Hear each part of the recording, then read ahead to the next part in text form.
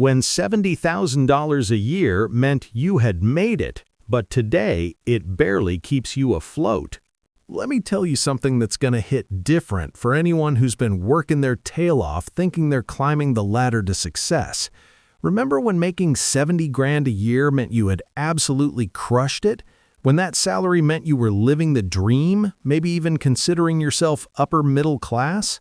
Well, buckle up, because we need to have a real conversation about what's actually happening in America right now. And trust me, this is going to make you rethink everything you thought you knew about financial success. Picture this scenario with me for a second. It's the year 2000, and you just landed a job making $70,000 annually. You're calling your parents, you're celebrating with friends, you're looking at apartments in nice neighborhoods, maybe even thinking about buying a house. That number meant something. It meant security. It meant comfort. It meant you could actually save money and plan for the future. Fast forward to today, and that same $70,000 salary has you checking your bank account 3 times before buying groceries, sweating over your rent payment, and wondering if you'll ever be able to afford a down payment on anything bigger than a used car. This isn't just about numbers on a paycheck, though. This is about the complete transformation of what it means to be financially stable in this country. We're living through one of the most dramatic shifts in purchasing power that modern America has ever seen, and somehow we're all just supposed to pretend like everything's normal.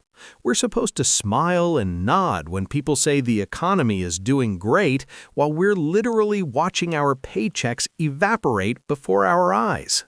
Let's break down what $70,000 actually looks like in the real world right now.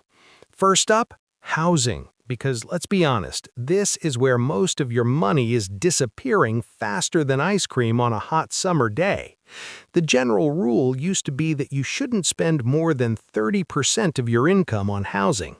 At $70,000 a year, that's about $5,800 gross per month, which means after taxes, you're looking at maybe $4,000 to $4,500 take-home, depending on your state. 30% of that would be around $1,350 for housing. Sounds reasonable, right? Wrong. Dead wrong.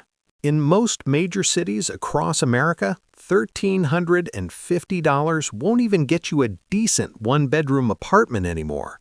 We're talking about cities like New York, San Francisco, Los Angeles, Seattle, Boston, Miami, and the list goes on. Even in mid-sized cities that used to be affordable, rent prices have skyrocketed to levels that would have seemed absolutely insane just a few years ago. You're looking at $2,000, $2,500, sometimes $3,000 for a basic apartment in a halfway decent neighborhood. So right off the bat, you're already blowing way past that 30% rule. You're spending 50, 60, sometimes even 70% of your take-home pay just to have a roof over your head. But wait, it gets better. Let's talk about everything else, because housing is just the beginning of this financial nightmare. You've got your car payment if you need a vehicle to get to work, and unless you're living in one of the few cities with actually functional public transportation, you probably do. A decent, reliable car is going to run you anywhere from $300 to $600 a month in payments, and that's if you're being conservative. Food is another category that's absolutely exploded in cost. Remember when you could do a full grocery run for $100 and actually feed yourself for a week? Those days are gone, my friend. A basic trip to the grocery store now feels like you're shopping at a luxury boutique. Eggs that used to cost $2 are now $5 or $6. Chicken breast that was affordable is now a premium purchase. Don't even get me started on eating out, because what used to be a $10 meal is now $25 or $30 after fees, tips, and delivery charges if you're ordering in. If you're trying to eat relatively healthy and not live off ramen noodles, you're easily spending $600 to $800 a month on food, and that's being pretty frugal. It's like playing Russian roulette with your bank account every time you wake up with a weird pain. Student loans deserve their own spotlight in this horror show, because if you went to college thinking it was your ticket to that $70,000 salary, joke's on you.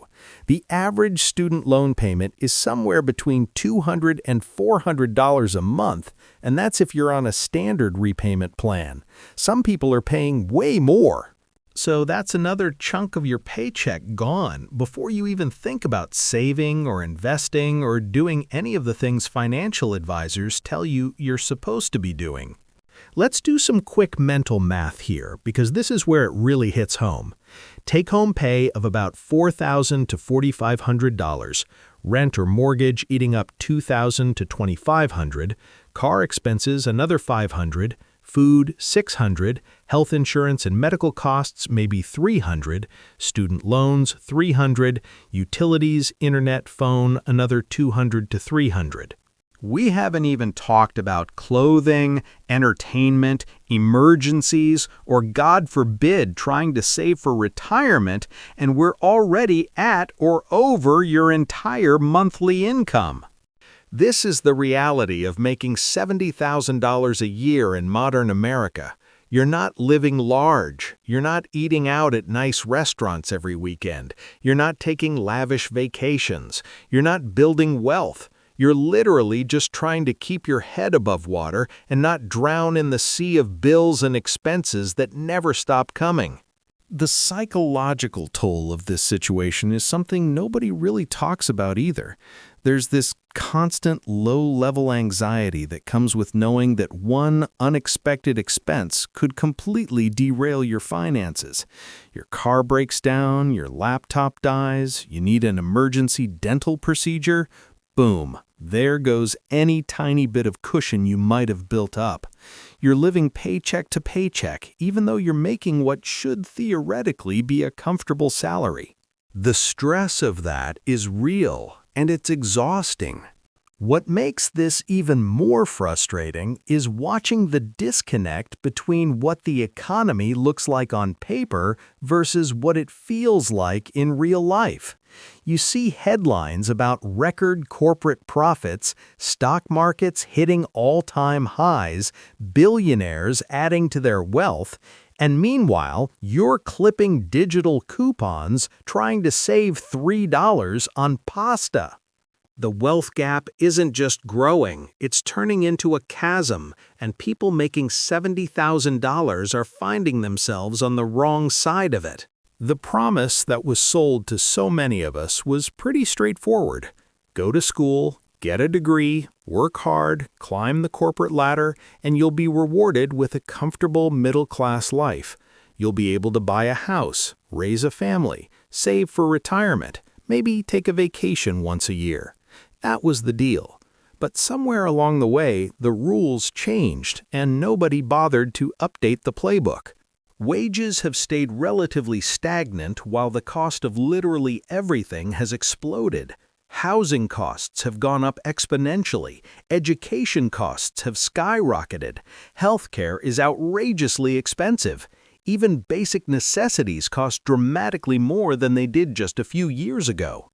The inflation we've experienced recently has only accelerated a trend that was already well underway.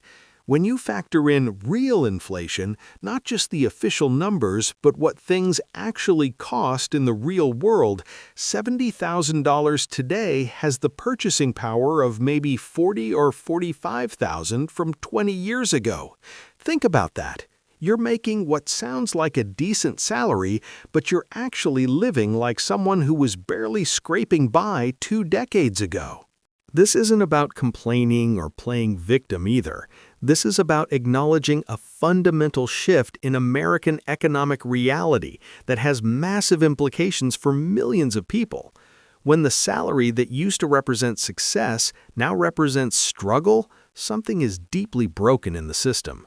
We've normalized financial precarity to the point where people making above the median income are still stressed about money constantly. The ripple effects of this are everywhere. People are delaying getting married, delaying having children, giving up on the dream of homeownership, drowning in debt, unable to save for emergencies, let alone retirement. The traditional milestones of adulthood and financial stability are being pushed further and further out of reach for a huge portion of the population. And these aren't lazy people or people who made bad choices. These are people who did everything they were supposed to do, who work full-time jobs, who are educated and skilled, and they still can't get ahead.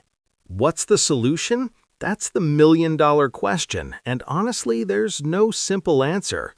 We need systemic changes to address housing costs, healthcare costs, education costs, wage stagnation, wealth inequality, all of it. We need policies that actually support workers and not just corporations. We need to rebuild a system where hard work actually pays off with financial security and not just the privilege of staying out of debt. In the meantime, what can individuals do? Get real about your financial situation and stop comparing yourself to some outdated ideal of what success should look like. Budget ruthlessly and find ways to cut costs where you can without sacrificing your sanity. Look for ways to increase your income, whether that's negotiating raises, switching jobs, side hustles, whatever works for you. Build community and support networks because we're all going through this together and there's power in solidarity. Advocate for change because this isn't sustainable, and the more people who speak up about it, the harder it is to ignore. The story of $70,000 a year used to be a success story. Now it's a survival story. And that shift tells us everything we need to know about where we are as a country and where we're headed. The American dream isn't dead, but it's definitely on life support, and it's going to take all of us recognizing that reality and demanding better to revive it. This isn't the way things have to be. This is the way things are right now, but we have the power to change it if we're willing to face the truth and fight for something better. Your struggle is real, your frustration is valid, and you're not alone in feeling like the game is rigged, because honestly, it kind of is. But awareness is the first step toward change, and conversations like this are how we start building momentum toward a future where $70,000 can actually mean success again, instead of just barely keeping your head above water. Stay strong out there. Keep pushing forward, and remember that your worth isn't determined by your bank account, even though sometimes it feels that way in this crazy economy we're all trying to navigate.